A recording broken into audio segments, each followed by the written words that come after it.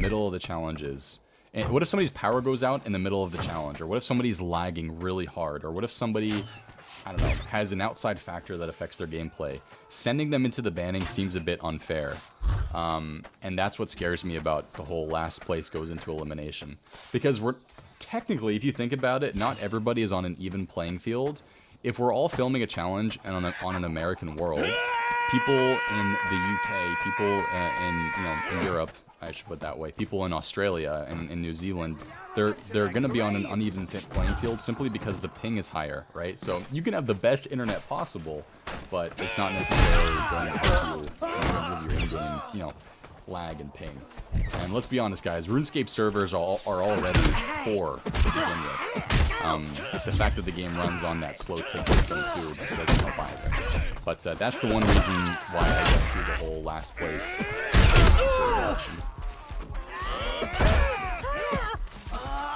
Does it excite you watching the contestants figure out your puzzles or challenges? Dude, you guys want to know what blows my mind is how quickly people on the show figure out everything. Just the riddles, the hide and seek locations always blow my mind.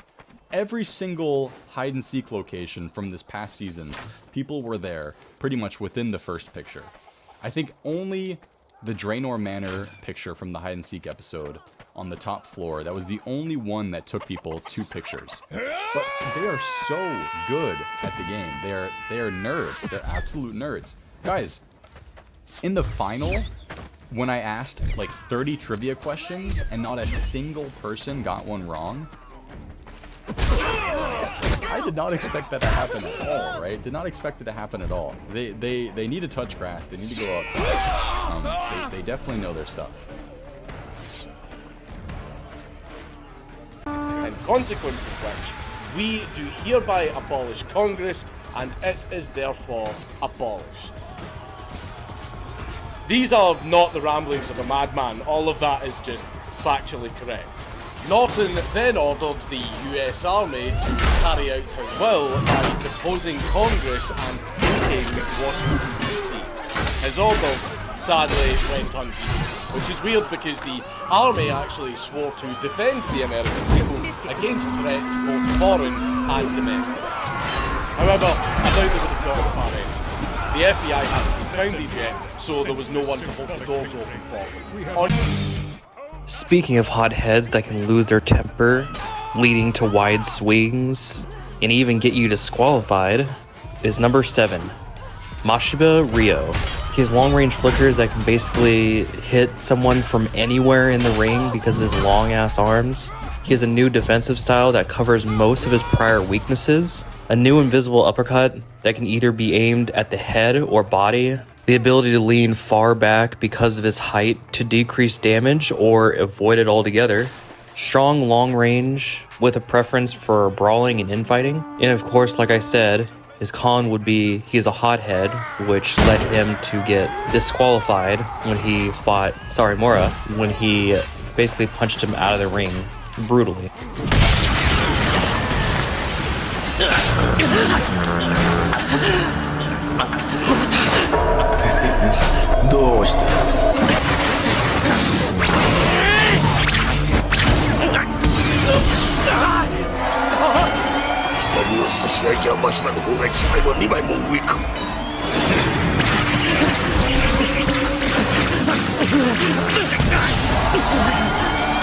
Mercilessly by your piece of former friend.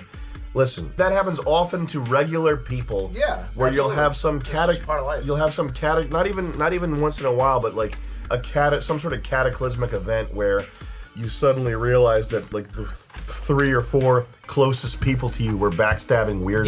Yeah. Like, I always used to feel kind of feel bad about the sort of social pariah position that I put myself in, and the ostracization and loneliness that I was sort of subject to due to my own Asperger's or whatever. Yeah. But I later sort of grew to appreciate that more, because when you have people who aren't like that, people who are popular, have social success early on, they don't know how to deal with when their friends start dropping off and it becomes Yeah. Centuries old tradition, because fake proclamations also appeared in newspapers, like one that said that the emperor was looking for love but didn't want to play favourites, hurt anyone's feelings or make anyone feel, and that he was calling on all of the women everywhere to decide among themselves who got to marry him.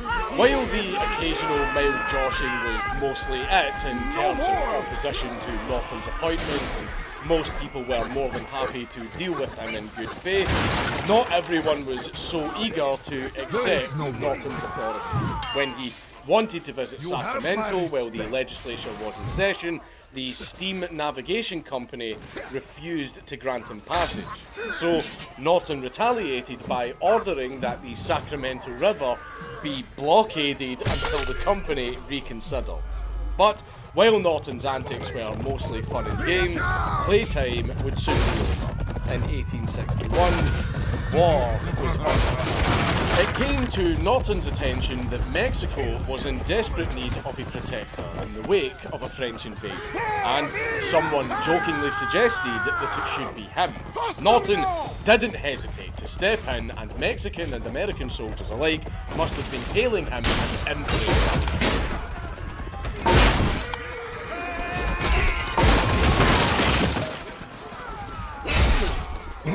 Imperator.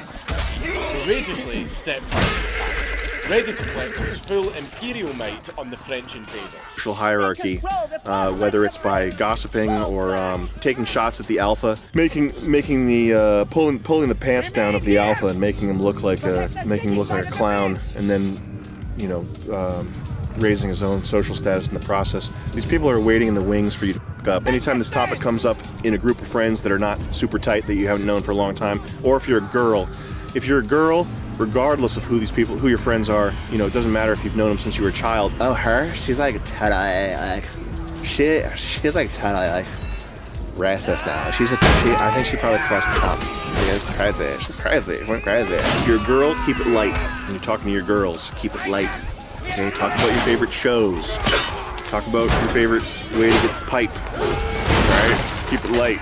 If you're online, I think it's most of the time it's pretty clear cut whether people hate you or like love you, and there's not a lot of mind games that you have to play to figure out like where you stand. You know what I mean? In an office, when you have people like especially if it's one where you're doing something where it's like competitive and there's the possibility for like you to advance or someone else to advance, or like titles have like weights to them. It's what I had always wanted. At that point in my life, I had been a paramedic for 4 or 5 years, and I was a civic-minded sort. I decided to volunteer my services with a local search and rescue organization. For being such a tiny, poorly funded organization, we were surprisingly busy. In the 9 years that I was with them, we need to have at least one rescue, sometimes several, every weekend, spring through fall. The majority of these calls was the roughly 100 miles of poorly maintained firewalls that were very popular with dirt bike and quad riders. We'd inevitably get lost or wreck and get injured. We'd head out, track them down, provide medical. In the beginning, clear. Just by reading, hearing, listening, or seeing these creatures, you are at risk of being attacked by these skinwalkers. So please be aware.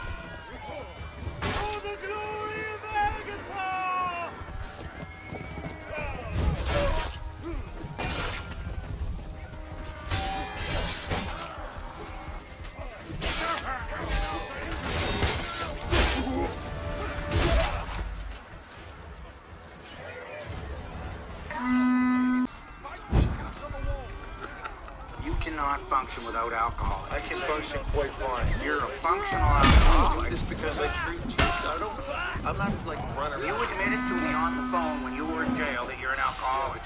I wanted something, that's why. As you sip liquor. Say that, Nate. You got Tim Gilbert. Yeah. I'd be owning those photos too, mate. Yeah, I tell you. If my name's there, mate, I'm stoked. Yeah, you're going to pay for your weekend. Hey, Nathan, did you let Daniel know? This is the important question, because if I was out there and Timmy, if I was at the back and Timmy was taking photos of me, and something dangerous was approaching me from behind, Timmy would definitely ring me and go, Carlos, there's something dangerous approaching you from behind. Did you get in contact with your bro out there riding the waves? Yeah, mate, we started tooting the horn in the car, and I actually took off one of the red trusty flannelette shirts and put it on the end of a crutch and started waving it through the air just to let them know. Yeah, but clearly after you took a photograph. Yeah. Daniel, just to change tack a little bit, yeah, put your hair up in a man bun. Don't tempt me, mate, don't tempt me. Do they call you the Red Dragon? Or Puff? The Magic Dragon? Puff the Magic Dragon, yeah, I don't know where that would come from, but... Well, Daniel, are you confident about... I mean... The missile's intended target was the civilian airport in Riyadh, through which tens of thousands of passengers travel each day. Just imagine if this missile had been launched at Dulles Airport or JFK, or the airports in Paris, London, or Berlin. That's what we're talking about here. That's what Iran is actively supporting. Initially, many wondered whether the U.S. was once again telling the same old story, just as they had done before the Iraq War, presenting alleged evidence of Saddam Hussein's WMD program. But the experts were certain. The missile spiral would go down. One thing is certain. Without Carl Lee's help, Iran's ballistic missile program wouldn't be where it is today. But what's the Chinese government saying? The chance of finding an answer is highest outside.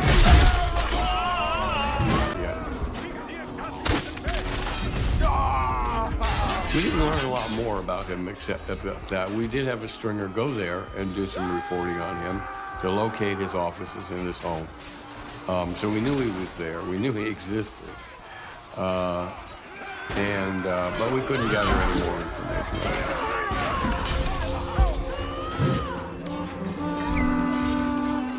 Then came the Trump administration.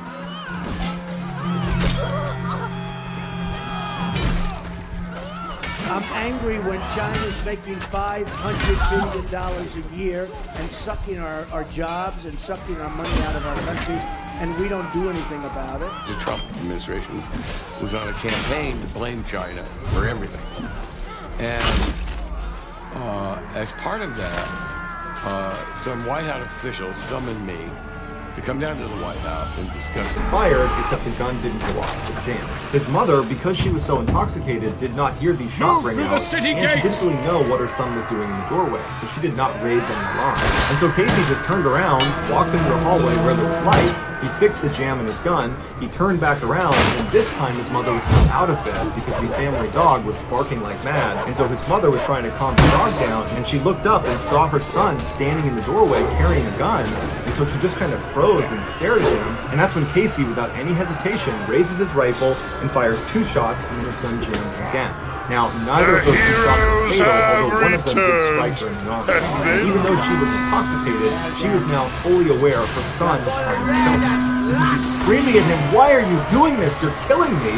Casey was totally unfazed. He looked on the right, he fixed the jam, and he aimed at his mother. And his mother, who was still just standing next to the bed, looking at his son, wondering why this was happening, Casey aimed and had 2 shots, and she was injured. After that, he went downstairs and robbed the bakery, and then got to the car, in Mississippi, where within 24 hours he would take it back. We know all of these details. Move into the city! Casey posted a lengthy confession to Facebook detailing exactly what happened. This is a screenshot of the actual post. Extremely graphic, and it's since been removed from the social media platform. In his post, Casey says he feels extremely bad for his older brother Chad, and he feels this is going to be extremely hard for him. And he encourages people to help his brother during this insanely difficult. While he doesn't provide a specific times, he does say at the end of this confession that he's been thinking about Mother a lot lately and wanted to know how it felt. But after doing it, he says he barely felt anything.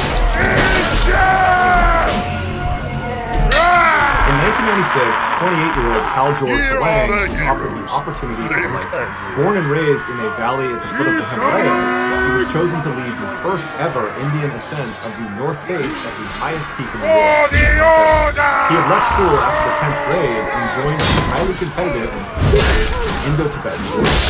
Created in 1962 in response to their dominating China, he basically specialized in high altitude landing. They had to, given that the boundaries of India and China grew in very rugged Himalayan mountains. 12 years after joining the border police, Cal George was a climber and very well liked by his peers, making him an obvious candidate for the border police's ambition. While Cal George's mother was full of pride for her son's work and accomplishments, he didn't think she would be very supportive if she knew how dangerous the mission he was going on was. And so he told her he was climbing a different mountain, although she would find out. Here are the heroes. They look angry.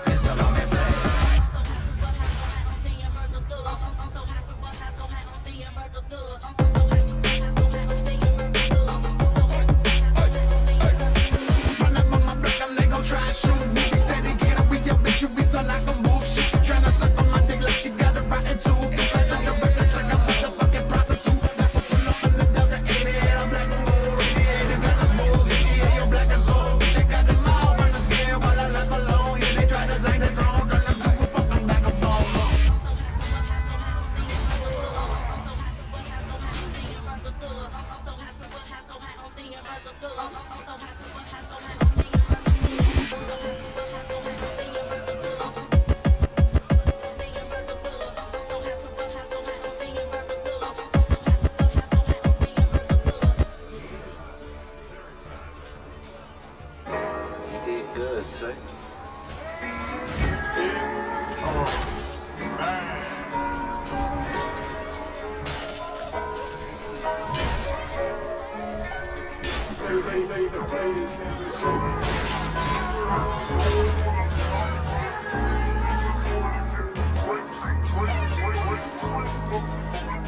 Hanging metal sound as the constant rocking of the ship had finally loosened up the straps holding down these massive metal containers down in the cargo hold, and they were now loose, smashing into the inside of the ship. And then they heard an even worse sound. They have only 30 troops left! That was the shrill of an alarm that meant Alfaro was taking on water. Danielle left the window and ran around to the radar screen to see if there was any ships in the area that might be able to help them. But when she looked, there was no blips. Just on the 20 screen. Agathians All the other remain! ships had diverted to avoid the storm. Alfaro was totally alone. At the sound of the alarm, Davidson came running back up the bridge, and you could hear him on the black box. He sounds like someone who's acting some under the but he's actually probably quite scared. Because at this point, the only 20 nascent troops remain! Now too close to the eye of the Only storm. 5 Agathians remain! They were going to get pulled into the eye of the storm. Furious with her captain, she brushed past him without saying anything. We are down to 10! And then very carefully made her way down the stairs to her room. And the whole time she was walking, she'd have been barely able to stand. Only 5 With basins those remain! containers down in the cargo hold, the ship would rock We have been even farther defeated! inside, because as soon as it tilted one way, the containers would slam into the wall, driving it even farther into the water. When she finally staggered her way down and got to the door, she would have opened it up and her whole room would have been trashed. Everything that wasn't anchored down had been tossed all over the room, all over clothes, any furniture would have been dumped all over the room. But she didn't care about any of her stuff on the ground. She only wanted her laptop. She found it, it was on the ground, she picked it up, she put it on her desk that was bolted down, and very carefully she opened it up and she opened her email. As the alarms are shrieking in the background and she can hear the sound of these shipping containers smashing into the inside of the cargo hold, she writes this note to her mother where she tells her the winds are really bad and it looks like they're sailing right for the center of the storm. And she's about to hit send when she stops for a second, she looks at her computer screen and she adds one more line. Love to everyone. Danielle never said things like this. She was always strictly business. And so for her to put that line was an acknowledgement that this might be the last time she ever talks to her family. Shortly after Danielle hit send on that email, the ship listed hard to one side and then it stayed there. The loose containers down in the cargo hold had finally shifted the ship's center of gravity. Water immediately began pouring into the lower sections of Alfaro.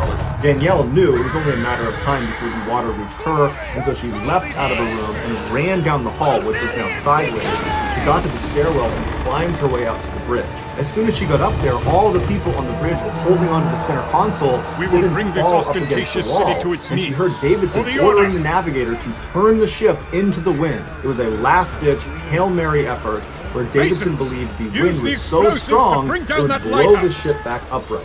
If this didn't work, the ship was going to sink. And so the navigator began desperately turning the wheel, the lights inside of the bridge began to flicker, and the engine growled and vibrated as it churned, trying desperately to get up and over this enormous bridge. And as it was just about to touch the top, the engine completely died, and it went silent in the bridge. And so now that Alfaro is without power, it's just sitting idle in the middle of the storm, and it's getting smashed by these 3-story high waves, and it begins to force the nose of this giant ship to go under and stay under. Davidson breaks the silence by hitting the emergency beacon that notifies the Coast Guard, and then he screams to everybody on the bridge to go downstairs and wake everyone up. We have to get off this ship. On the black box, a new sound is heard, the abandoned ship alarm. At this point, the black box faintly picks up Davidson screaming from somewhere outside of the bridge for people to get in the rafts, get off the boat, get in the water. By this point, the back of the Alfaro would have been off the water, and the nose would have been almost pointed straight down.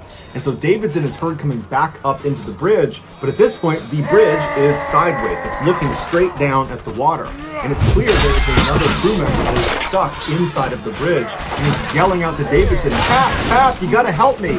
Davidson is trying to find him, he's yelling for him to come to him, and the man tells him he's stuck, he can't go anywhere, he's a goner. And Davidson, with these final words uttered on this black box, would yell to this man, I'm not leaving you, it's time to come with me. And then the black box was cut out, because the black box was now underwater. For 3 days, searchers could not even get close to the Alfaro wreckage because of the storm. But when they did finally get there, all they could find were 3 life rings, 2 life rafts, and the starboard lifeboat that had been crushed on both sides. A Coast Guard helicopter found a body floating around some of this wreckage, but when they went down to retrieve it, it slipped under the water. 5 days after Alfaro's last frantic plea for help, the Coast Guard declared the ship had sunk and everyone on board had died. If you enjoyed today's video and you haven't done this already, please raise the like button's office chair all the way to the top and then break this, and he slipped into a coma for 420 days. When he finally woke up, he was paralyzed, he wasn't able to speak, and he couldn't eat without eating. He required care 24 hours a day. But the disease did not affect his mental faculties. He was just a child. One of his best friends, Jimmy Galvin, who was there the night Sam was slug, said he went into Sam's room after he came out of his coma, and he told him how sorry he was that he didn't try to stop him from eating the slug. And although Sam couldn't speak or react in any way, he cried because clearly he had understood what Jimmy had told him. Sam was eventually released from the hospital in a motorized wheelchair 3 years after being diagnosed. He would only live another 5 years before he died. Sam kept the copies of the places he'll go close to him over the 8 years following his diagnosis. The book was Dr. Seuss's final salute, offering encouragement to children as they deal with life's inevitable obstacles. Over the years, as he struggled with his severe disabilities, his friends and family would read from this book, willing him to make the best of the challenges he was facing. And then as his friends and family said their final goodbye at his funeral, the book was read one last time. When Conrad Rowland was a little kid, he was always on the go. One time when he was at the grocery store with his mother, he leapt out of the car and ran away from her, and she found him stuck inside the freezer.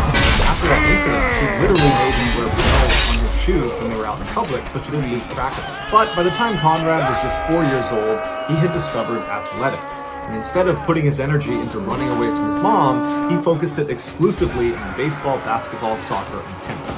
And by the time he was 11 years old, he was an exceptional all-around athlete. And at the time, his school announced they were going to have a special guest speaker at an assembly, and it turned out to be the Hall of Fame baseball player, Ron Carew. And Conrad was just blown away. He just could not believe he was in the presence of an actual professional athlete.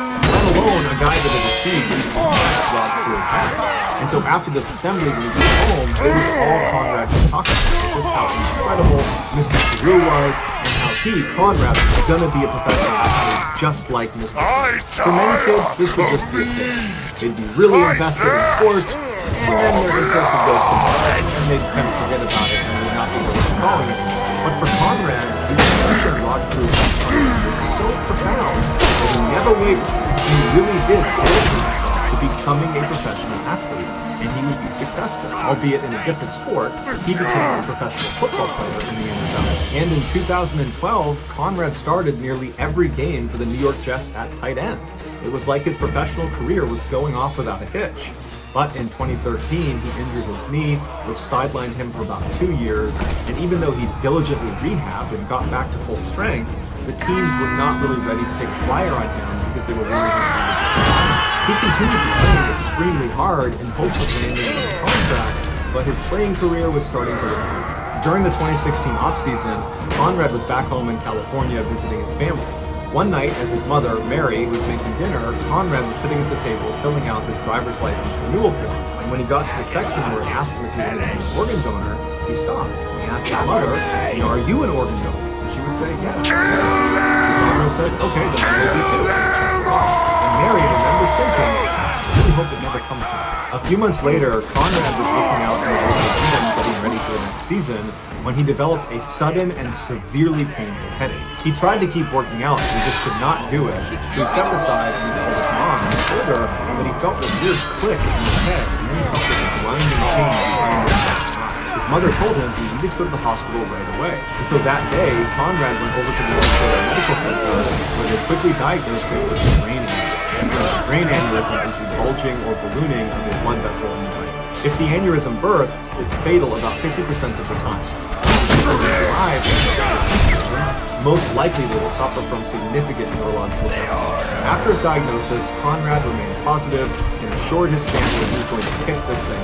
But on December 12th, just 4 days after he was admitted, Conrad's aneurysm burst and he never again died.